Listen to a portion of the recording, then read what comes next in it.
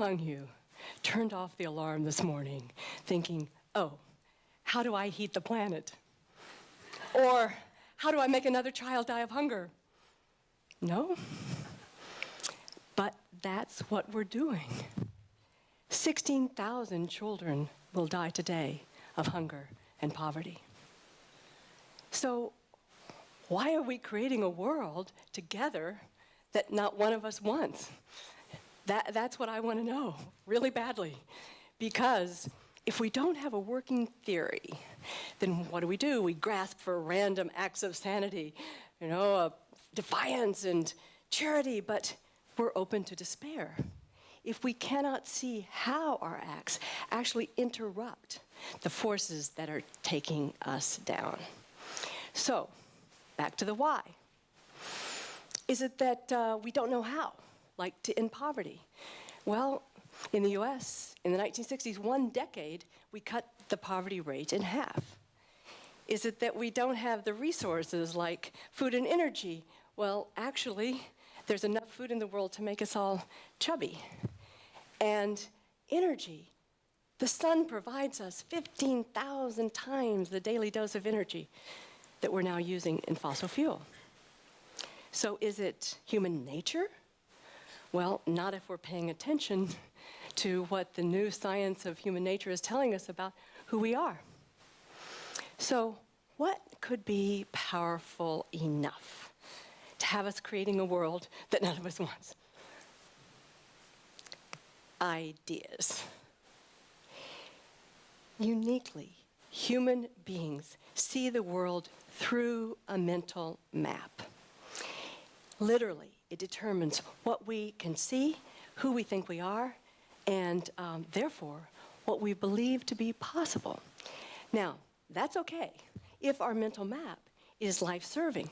But what if you and I are alive, and I think we are, in a moment where the dominant map is going global, is fundamentally life-destroying, because it's taking us down into a place where we feel powerless, even though the solutions are all around us.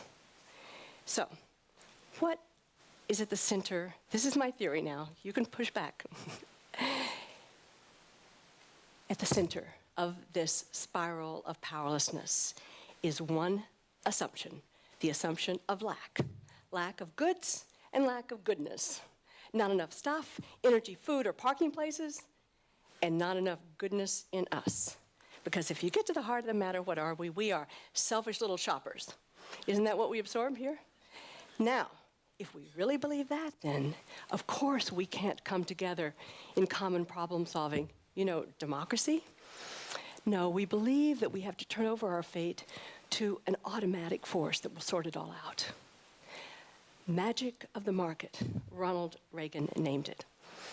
Now, markets are great, but we hit upon this kind of peculiar idea that markets could work if driven by one rule: highest return to existing wealth. People who run the corporations and own shares in them, and that could work.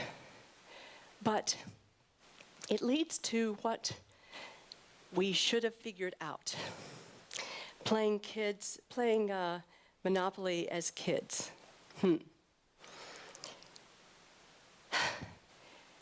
Why didn't we get it? That at the end of the night, my brother had all the best property, and I couldn't even afford Baltic Avenue. Now, that's okay in a game, but in real life, not so good. We end up where Citigroup said we are, with plutonomy, where the top 1% of us control as much wealth as the bottom 90%. Now, the bad news doesn't stop there, because that financial power then morphs into political power, so that now in Washington, for every person that you and I elect to represent us, there are now over 24 mainly corporate lobbyists. We have been warned. 1938, Franklin Delano Roosevelt said, "The liberty of democracy is not safe if a people tolerate the growth of private power to the point where it becomes stronger than their democratic state itself. That, in its essence, is fascism. Now, I'm working on my bravery to be able to use the F word without quoting an American president. Haven't gotten there yet. But there we are. We are then understanding why, from the premise of lack, we end up actually manifesting lack. Like our kids today. Did you know that half of American children will be on food stamps at some point in their lives? And we end up depriving ourselves of the very tool we need to turn our planet toward life. We end up creating the ultimate oxymoron, privately held government, deprived of just what we need. Now, the good news is that we can make the break. We do not have to stay trapped in a premise of lack, even if we see it all around us. If we can let go of the sweet notion that seeing is believing. Because for humans, it's the opposite. Believing is seeing. Believing is seeing. We believe, we see what we believe. So, the challenge then is can we create an evidence-based mental map premised not in lack, but in possibility? I believe that the future of our species then hinges here and begins the moment that possibility mental map appears, the moment when we begin to embrace all of who we are as a species. So who are we? Who are we? The new science of human nature is telling us that yes, we evolved for cooperation, for empathy, for fairness, and for efficacy. Did you know that when we cooperate, parts of our brains light up that are like when we eat chocolate? Now, there are also a lot of studies about empathy, but I don't need them because I've got my grandbaby. And when Josie was 2, she would say, "Daddy, would you cry?" And she would then throw her arms around him and comfort him. And I think she was just wanting that taste of the joy, the pleasure of expressing empathy. And we are doers. Human beings aren't couch potatoes and whiners, no matter what we've been told. We need to make a dent. We are doers. But we can't get too pumped up about ourselves either, because we now know, if we look at the grand sweep, we know that under the right conditions, not a few of us, but most of us will behave with incredible brutality toward one another. The Holocaust, we know, was not the work of a few madmen in death camps only.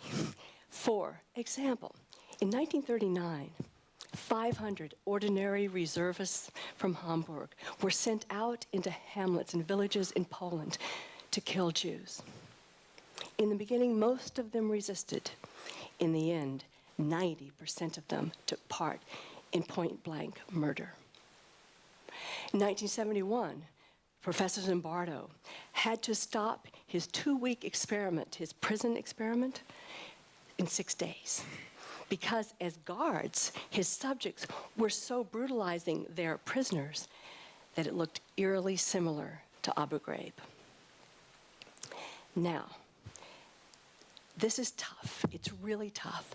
But once we embrace it all, the good, the bad, the really ugly, suddenly we know what to do. We figure out, okay, what are the conditions known to bring out the worst of us, and then we flip them. So there are at least 3 that I can think of quickly. One is concentration of power, plutonomy, for example.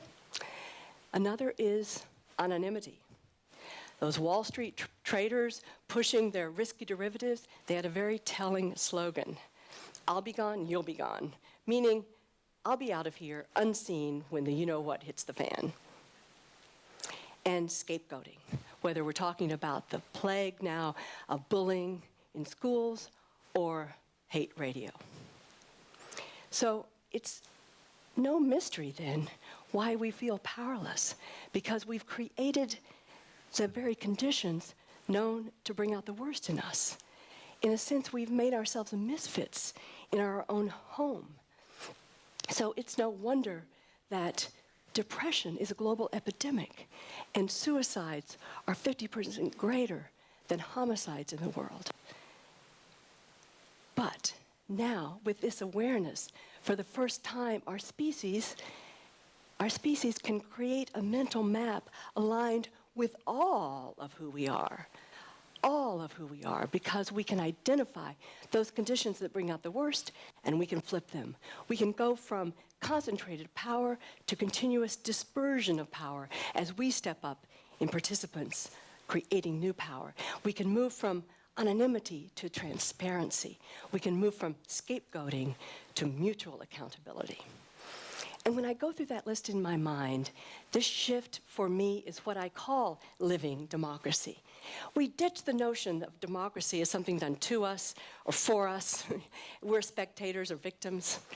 And we do democracy as an everyday practice, as an everyday art that we can learn, just like we learn to read or to cook or to write computer code.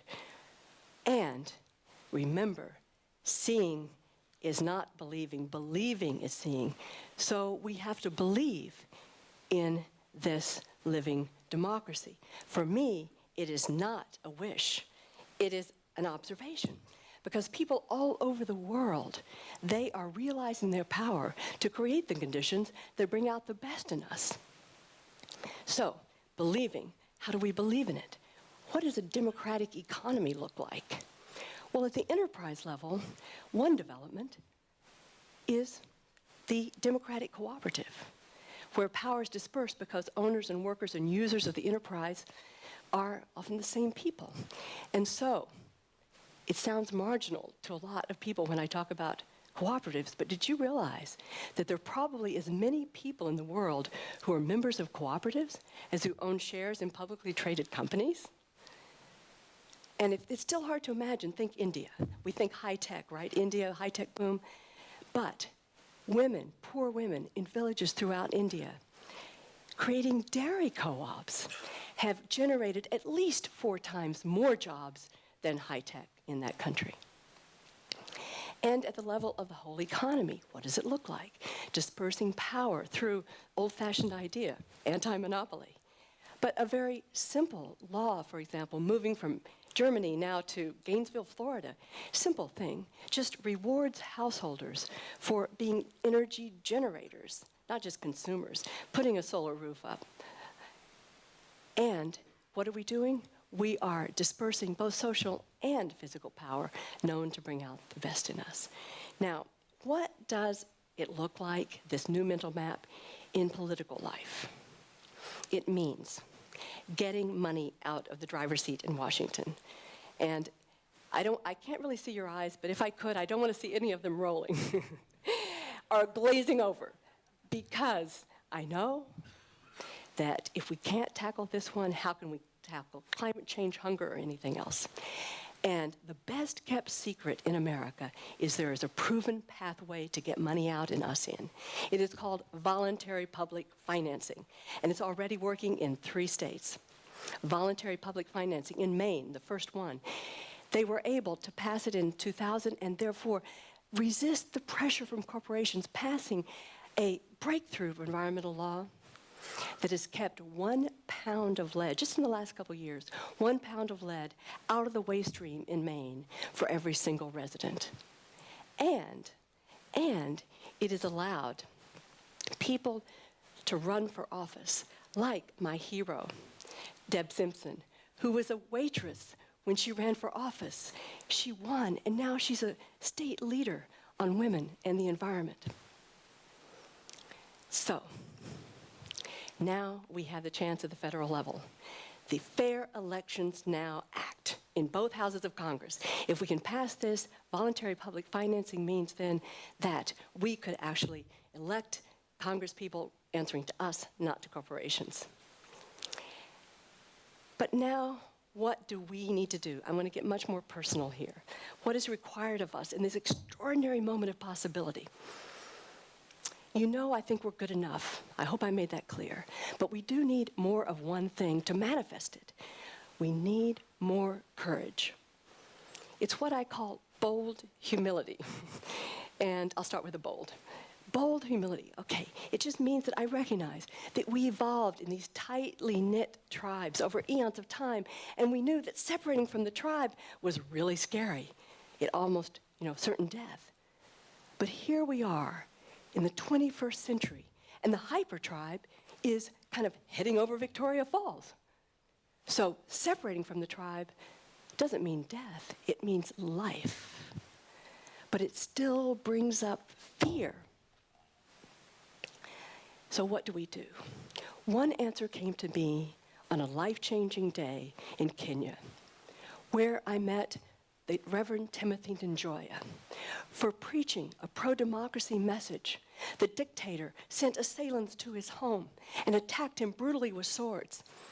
And he told me that as he lay there, his gut spilling out, certain he was dying, he began to give away his most treasured possessions to his attackers, like his favorite Bible. And I was going like this, what?